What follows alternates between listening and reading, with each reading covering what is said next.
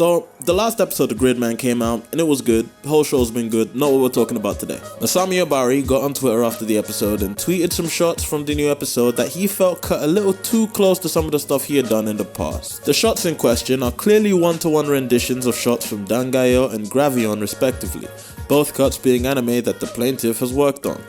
So let's look at it on its face. Masami Obari, a veteran animator, sees work he has done imitated to a point where he feels it has crossed some line that goes beyond flattery and on into the murky waters of out-and-out plagiarism. Aghast! What powerful aspersions dost thou lob at Trigger? So it's pretty easy to get angry at Trigger here. It looks like they're ripping off frames from an older show and passing it off as something that they did. It's a bad optic, apparently.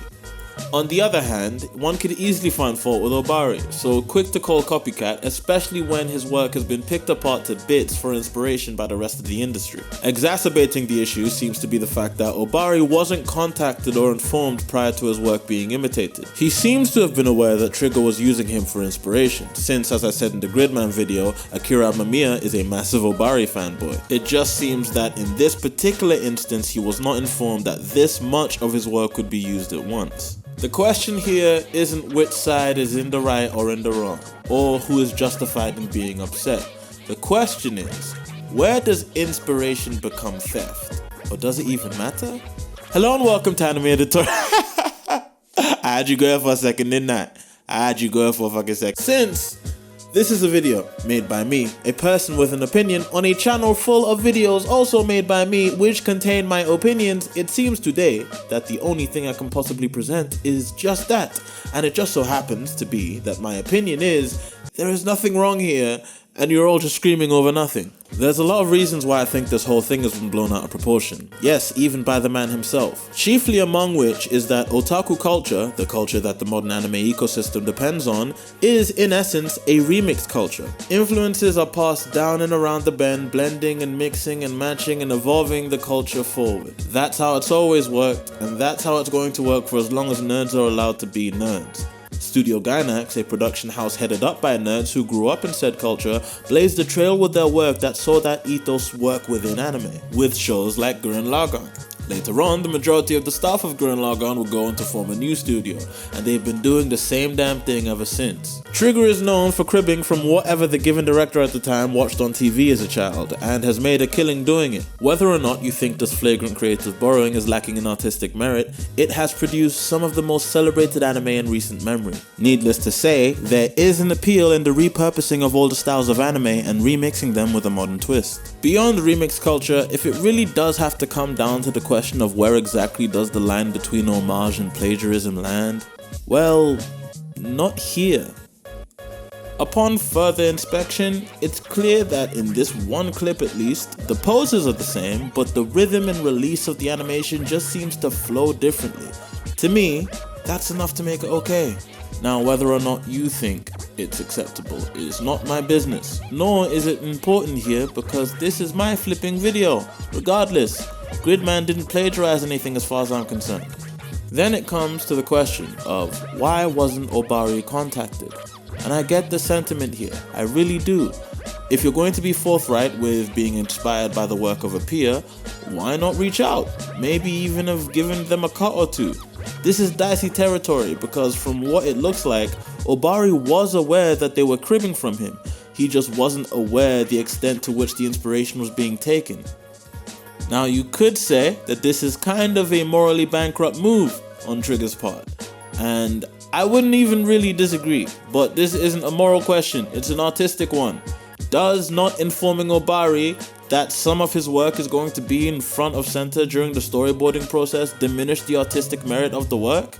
Should Trigger be allowed to continue on without compensating him for the cut? Well, once again, in my opinion, if we're arguing about where the line between homage and plagiarism is, it's not here. Anime is full of moments that have been lifted wholesale from other anime, sometimes from other mediums entirely. Gridman has been extremely liberal in its use of what director Akira Mamiya calls kabuki robot action, a style of mecha animation that was pioneered by Masami Obari.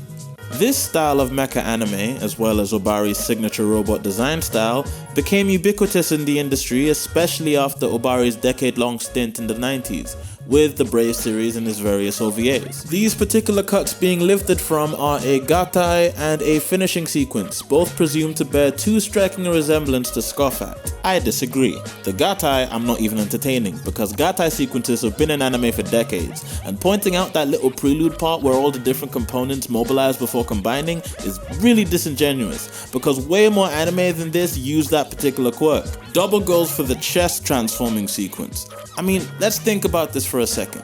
Gridman is a tokusatsu. This is the type of thing that happens all over the Super Sentai series. So if there's already a way to translate this type of thing into anime, it's going to look like the guy who invented how to translate this type of thing into anime. On top of that, the rest of the gatai is original stuff, so there's not really any discussion to be had here. Then there's the finishing sequence. Like I said earlier, it uses the same key poses that the original uses, but shifts the momentum and rhythm enough to make it feel slightly altered. This isn't some tracing job, it's a re-rendition obviously meant to evoke the thing it's inspired by. Is this plagiarism? I mean, I've spent the video saying no, but I'm pretty sure there's people who want to jump in the comments and disagree.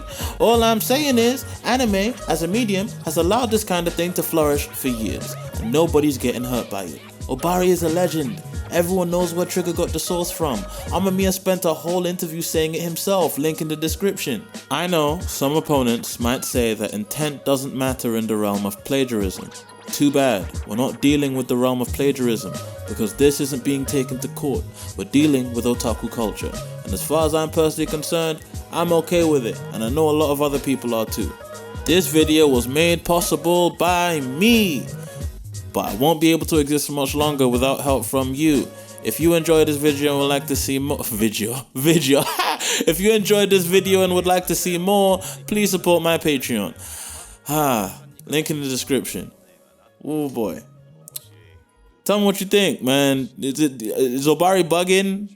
Am I bugging? Jeez. Is it a trick of fucking thieves? Who knows? I don't think so.